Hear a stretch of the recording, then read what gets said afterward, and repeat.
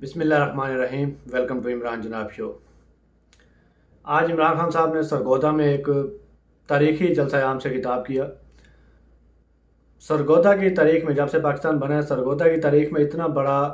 جلسہ آج تک کسی نے نہیں کیا۔ نہ نواز شریف صاحب کر پائے، نہ بھٹو صاحب، اور نہ ہم سے پہلے کسی لیڈر نے کیا۔ اور شاید مستقبل قریب میں بھی اتنا بڑا کراؤڈ کوئی سیاسی رہنما اکٹھا نہ کر پائے۔ بہت بڑی تعداد میں لوگ جمع ہوئے۔ سرگودا کا سپورٹس گراؤنڈ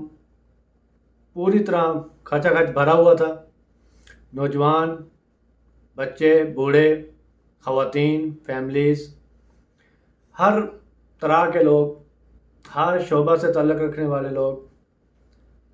اور وہاں موجود تھے، اور عمران خان صاحب کو رسپونڈ کر رہے تھے۔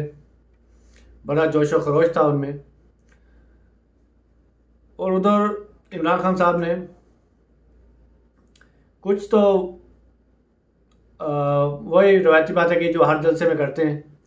لیکن جو خاص پوائنٹ تھا، انہوں نے آج خبردار کیا ہے نیوٹرلز کو۔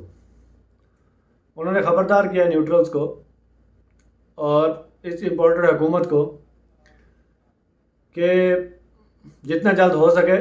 الیکشن کی تاریخ دیں، اور جو جھوٹے مقدمات بنائے جا رہے ہیں اور عمران خان صاحب کو نااہل، مبینہ طور پر نااہل کرنے یا کرانے کی جو سازش رچی جا رہی ہے، اس سے باز رہیں۔ اور انہوں نے یہ بھی کہا،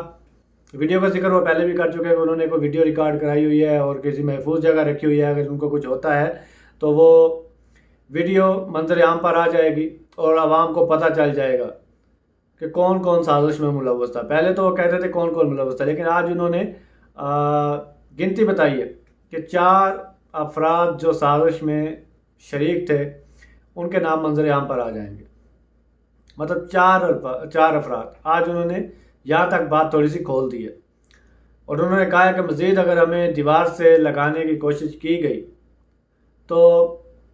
وہ پھر مجبور ہو جائیں گے ان کے نام لینے کے لیے، اور پھر ان کے نام وہ قوم کے سامنے رکھ دیں گے کہ کون کون سازش میں، رجیم چینج آپریشن میں شریک تھا۔ تو اس لیے انہوں نے خبردار کیا ہے کہ وہاں تک معاملات کو نہ لے کے جائیں کہ جہاں پھر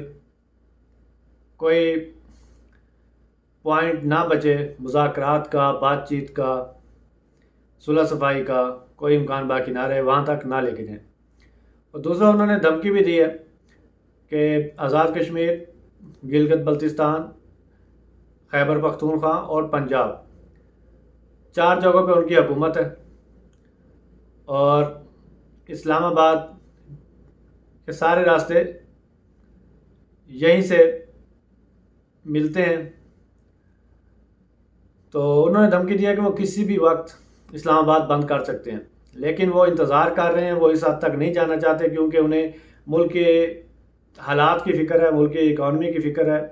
جو معیشت اور جو معاشی صورتحال ہے پاکستان کی، اس کی فکر ہے۔ وہ نہیں چاہتے کہ مزید حالات خراب ہوں، مزید معیشت کو نقصان پہنچے، کیونکہ اس امپورٹڈ حکومت نے جو آ کے ان 4 مہینوں میں کیا ہے ملک کے ساتھ، معیشت کے ساتھ، اکانومی کے ساتھ، عوام کے ساتھ، تو وہ اس کی کوئی مثال نہیں ملتی پہلے 75 سالوں میں، جو انہوں نے آ کے صرف 4 ماہ میں کر دیے۔ تو اس لیے انہوں نے کہا ہے کہ اگر انہیں کوئی ڈیٹ نہ دی گئی جلد از جلد الیکشن کی، تو وہ پھر مجبور ہو جائیں گے یہ قدم اٹھانے کے لیے۔ اور یہ قدم بھی انہوں نے کہا ہے کہ وہ ملک کی بہتری کے لیے اٹھائیں گے، تاکہ یہ امپورٹڈ سرکار جو ہے اس سے جلد از جلد نجات حاصل کی جائے، اور ایک واضح اکثریت کے ساتھ کوئی گورنمنٹ وجود میں آئے، چاہے وہ کسی کی بھی ہو۔ اگر لوگ عمران خان صاحب کو ووٹ دیتے ہیں تو وہ حکومت میں آئیں گے، اگر کسی اور کو لوگ پسند کرتے ہیں تو ان کو ووٹ دیں گے، ان کو حکومت میں لے آئیں گے، لیکن صاف اور شفاف الیکشن ہونے چاہیے۔ اور یہ وقت کی ضرورت بھی ہے، ملک کی ضرورت بھی ہے، اس کے علاوہ اور کوئی چارہ ہے نہیں۔ اور دوسرا، آج عمران خان صاحب پیش ہوئے انسداد دہشت گردی کی عدالت میں اسلام آباد میں، تو وہاں چند جو رپورٹرز تھے،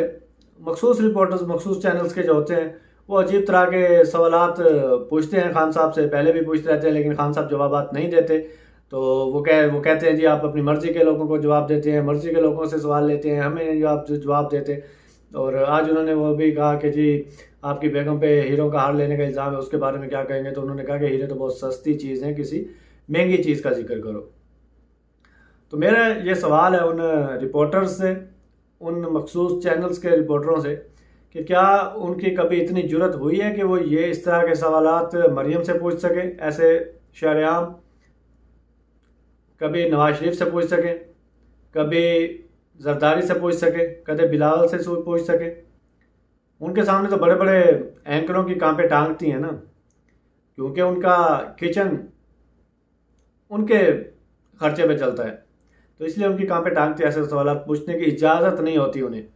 وہاں تو پہلے سوال نامہ دیا جاتا ہے کہ یہ آپ یہ سوال ہم سے پوچھیں گے۔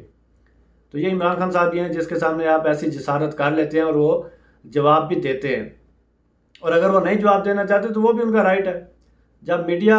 ڈیوائیڈ ہے، جب میڈیا ایک مخصوص ایجنڈے کو سپورٹ کر رہا ہے، جب میڈیا مخصوص سازش کو سپورٹ کر رہا ہے، صرف اپنی ذاتی مفادات کی خاطر ملک کو انہوں نے پسے پشت ڈال دیا ہے،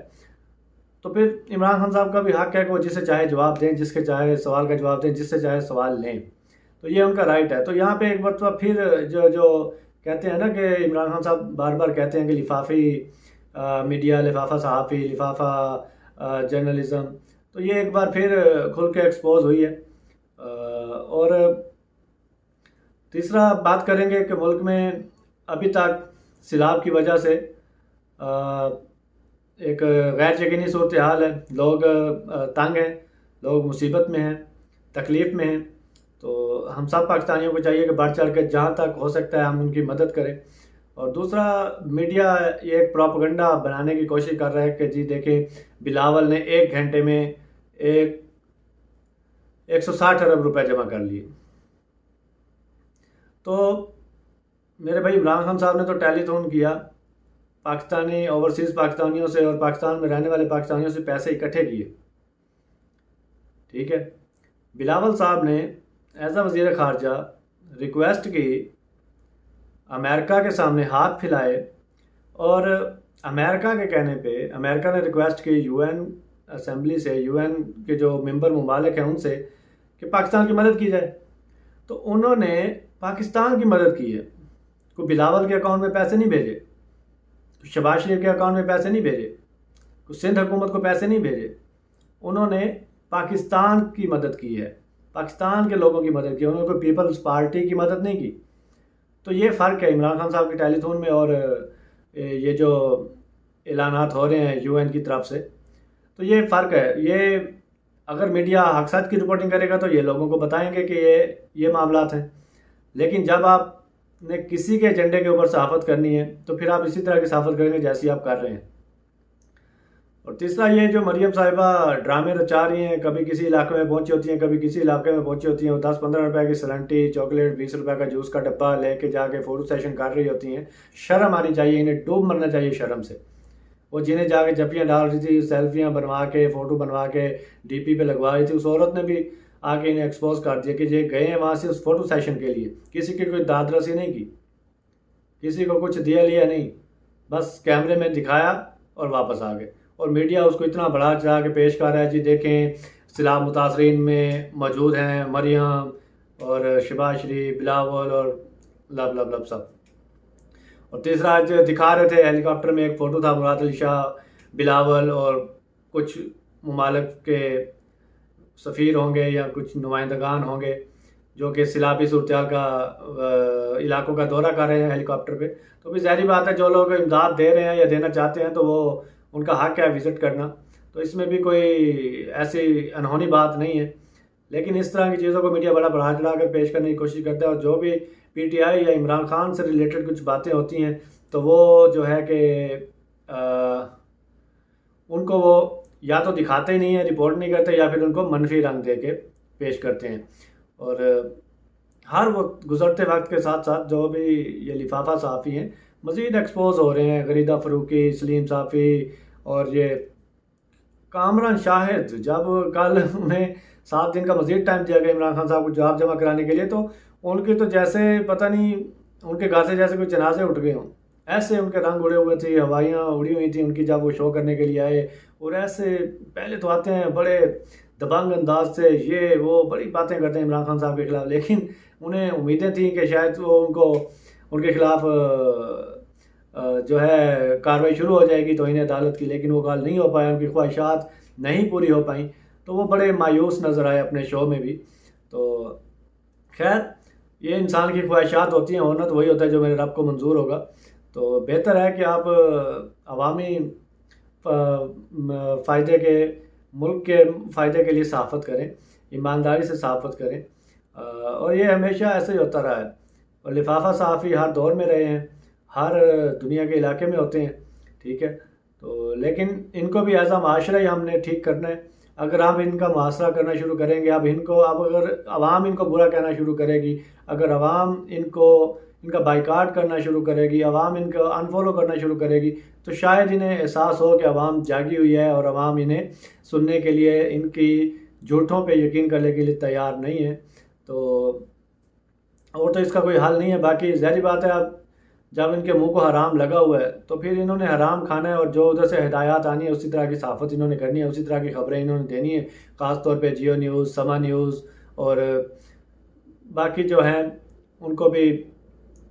वो थोड़ी बहुत तो करते हैं, लेकिन बाकी वो भी मजबूर हैं करने के लिए, क्योंकि ज़ाहिर बात है ख़जाने के मुँह खोले हुए हैं हुकूमत ने मीडिया के ऊपर। तो ये ख़जाने के जो मुँह खोले हुए हैं, तो ये अवाम के टैक्स का पैसा है, अवाम पे लगना चाहिए, जो कि इमरान खान साहब ने अवाम पे लगाया, इन लोगों को नहीं दिया, जिस वजह से इमरान खान से मीडिया कभी भी खुश नहीं रहा। तो खैर देखते हैं आने वाले दिनों में क्या होता है। अब तक के लिए इतना ही। अल्लाह हाफ़िज़।